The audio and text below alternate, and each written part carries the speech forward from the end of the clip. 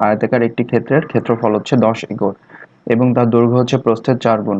ক্ষেত্রটির দৈর্ঘ্য কত মিটার?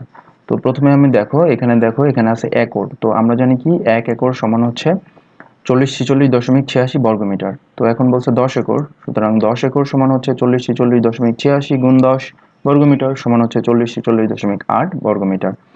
তো এখন দেখো এখানে কিন্তু বলা হয়েছে যে তার দৈর্ঘ্য হচ্ছে প্রস্থের 4 গুণ। তো প্রস্থ কিন্তু বলা নাই, তো আমরা এখানে লিখতেই পারি যে মনে করি আয়তাকার ক্ষেত্রের প্রস্থ হচ্ছে ক মিটার। তাহলে দৈর্ঘ্য কত? সুতরাং দৈর্ঘ্য হচ্ছে 4 গুণ ক।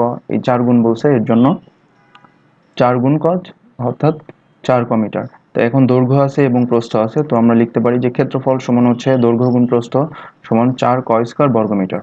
তো এখানে আমরা দুটি বর্গমিটার পাইছি। দেখো এখানে প্রথমটায় বর্গমিটার আছে, ক্ষেত্রফল থেকে আমাদের আরেকটা বর্গমিটার আসছে। তো এখন আমরা লিখতে পারি শর্তানুসারে 4 ক স্কয়ার ইকুয়ালস টু হচ্ছে 4046.8.6।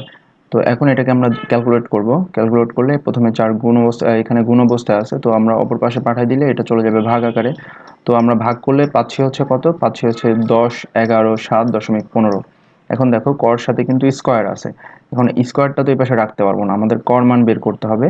তো কর মান বের করতে হলে স্কয়ারটাকে যদি আমরা অপর পাশে পাঠিয়ে দিই তাহলে এটা কিন্তু রুট হয়ে যাবে।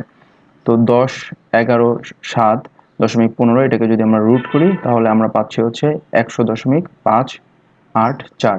অর্থাৎ ক্ষেত্রটির প্রস্থ, আমরা ক বলছিলাম কি কত ছিল প্রস্থ, এই যে এখানে দেখো আয়তকার ক্ষেত্রের প্রস্থ ধরছিলাম আমরা ক, তাই এখানে এটা হচ্ছে যে কর মানটা বের হয়েছে এটা হচ্ছে প্রস্থ। তাহলে দৈর্ঘ্য কত? সুতরাং দৈর্ঘ্যটা হবে হচ্ছে 4 ক ছিল, 4 গুণ প্রস্থ যেটা বের হয়েছে এটা দিয়ে যদি আমরা গুণ করি তাহলে 402.34 মিটার। আশা করি সবাই বুঝতে পারছো।